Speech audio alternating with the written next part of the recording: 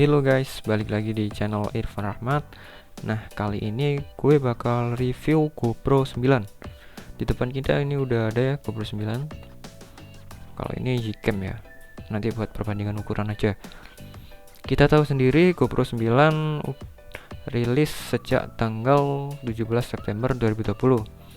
Ini merupakan pembaruan dari sebelumnya, yaitu GoPro 8.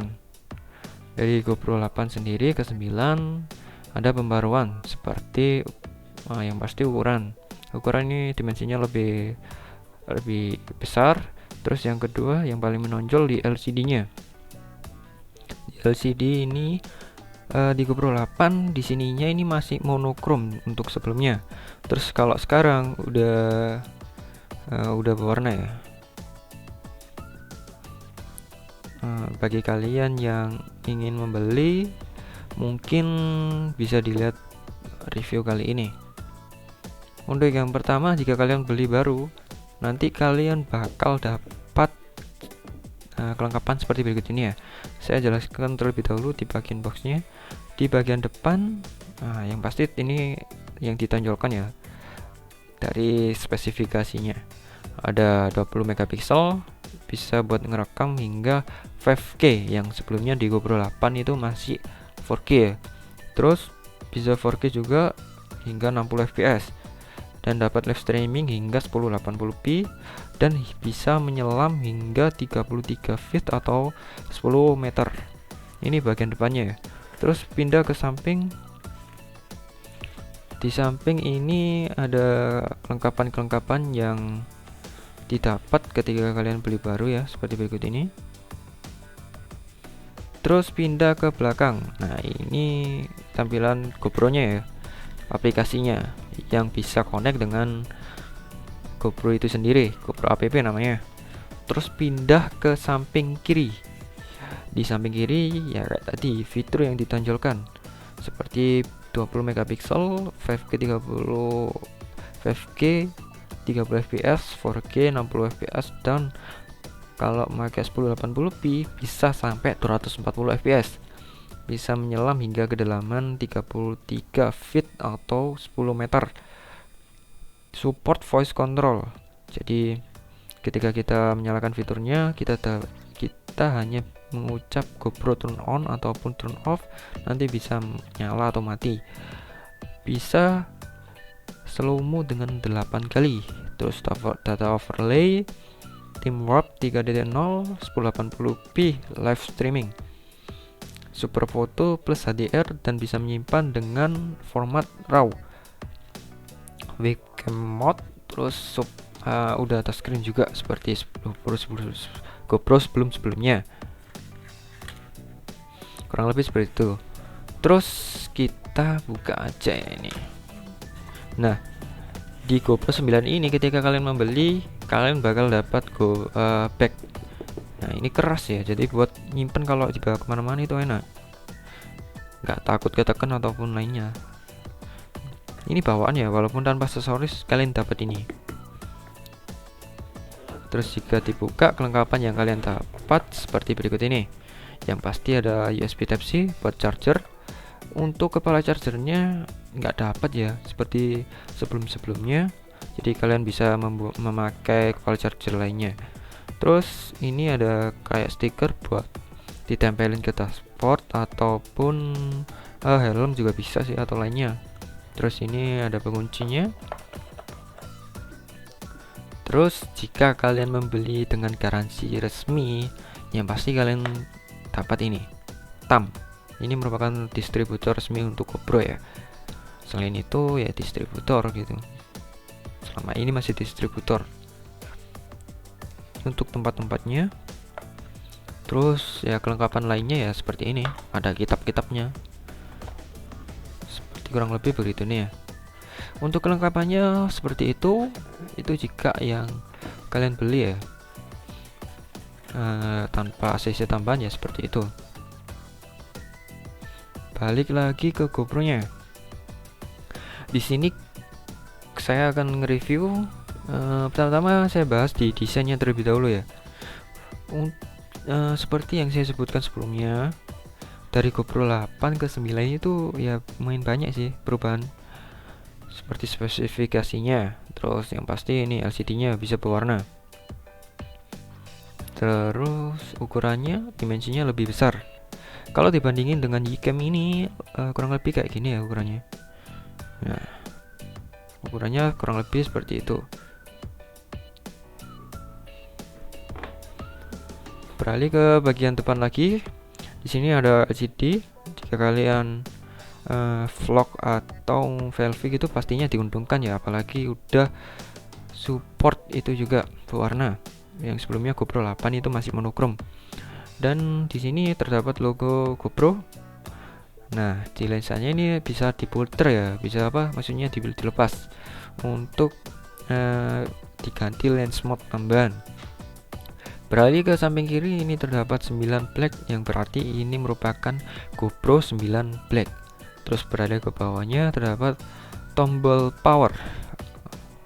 Terus beralih ke yang bagian LCD di sini, ya seperti ini tampilannya. Ada simbol GoPro di sini. Terus pindah ke yang bagian atas. Di sini ada tombol ya. Ini kalau GoPro ini ya tombolnya cuma 2, tombol power dan tombol ini bisa buat OK ataupun tombol start off buat foto atau video ya. Terus beralih ke samping kanan. Di sini kanan ini ada slot baterai. Untuk melepasnya tinggal ditarik ke bawah, terus diangkat ke atas sedikit. Bentar. Nah, kayak gini. Di sini di samping sini di sebelah kanan sendiri ada slot micro SD. Terus yang di bawah ini ada slot untuk charger ya, Type C. Ini udah Type C seperti sebelumnya juga Type C GoPro 8. Untuk baterai orinya seperti berikut ini ya. Nah, kayak gini tampilannya. Jadi kalau kalian mau charger ya, charger bawaannya ya dengan USB ini tinggal colokin aja. Ya, kita harus buka ini terlebih dahulu. Jika nggak mau ribet mungkin ya dibelikan aksesoris tambahan ya. Untuk penutupnya tinggal ditekan ke bawah. Nah, udah mengunci. Terus beralih ke bawah, ini ada kayak mounting gitu ya, mounting slot. Ini bisa buat aksesoris tadi, ataupun dibelikan hard case ataupun waterproof, mungkin biar lebih amannya kalau buat nyelam.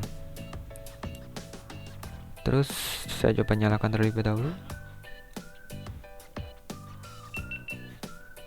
Nah, untuk tampilan LCD depan yang seperti saya bilang tadi, ini udah berwarna ya. Nah, ini kan udah berwarna, yang sebelumnya cuma 4K. Beralih ke LCD nya, untuk menu-menunya sih kurang lebih ya jadi khasnya GoPro. Geser kanan atau geser ke atas, geser ke atas kayak ini tombol unlocknya. Terus bagian bawah juga bisa, bagian kiri slide kiri, ini kayak mode. Terus yang di bawah ini ukuran dari kita kalau mau ngambilnya. Ya, kurang lebih seperti itu. Untuk ini tampilan menunya seperti berikut ini. Bentar.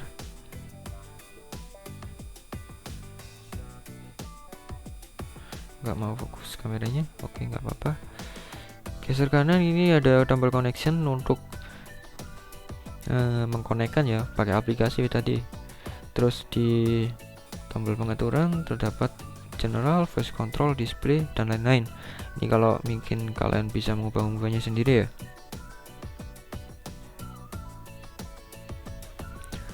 Untuk menunya kurang lebih seperti itu.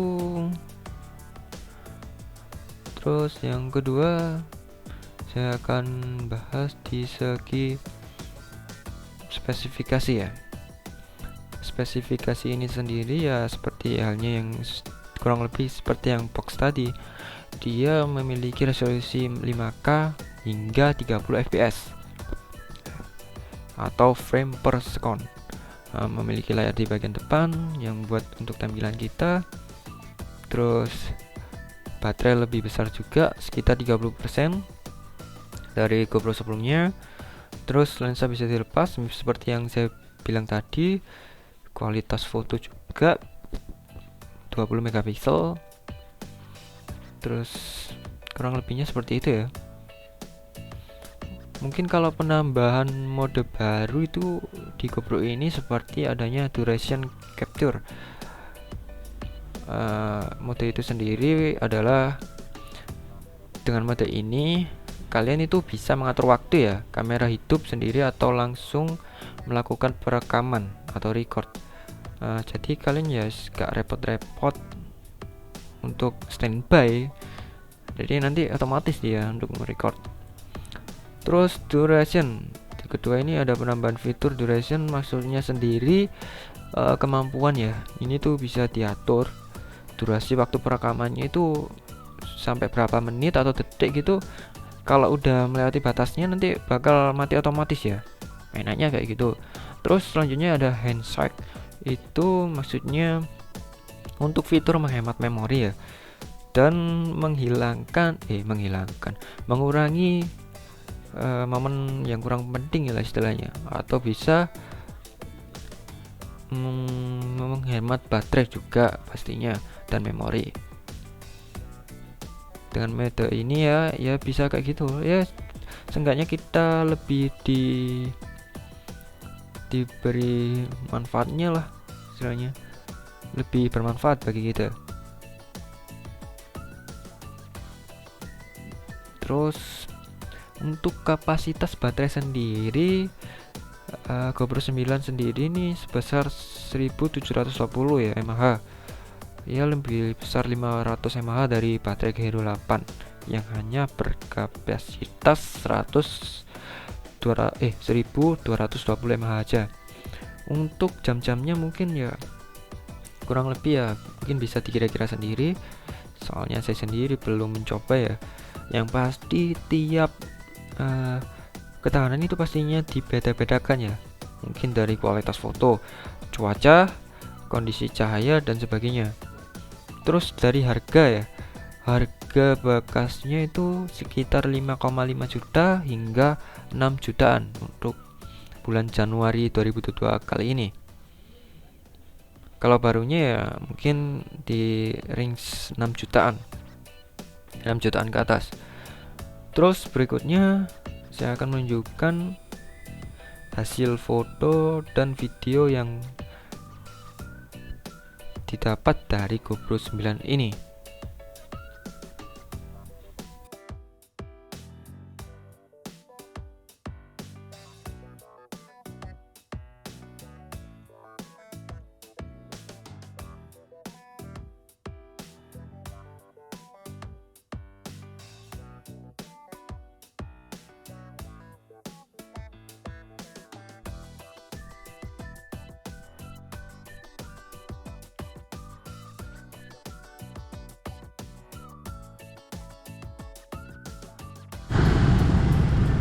Cek ini merupakan mic internal dari GoPro 9.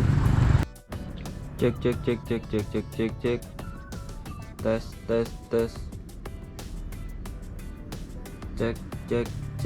tes tes.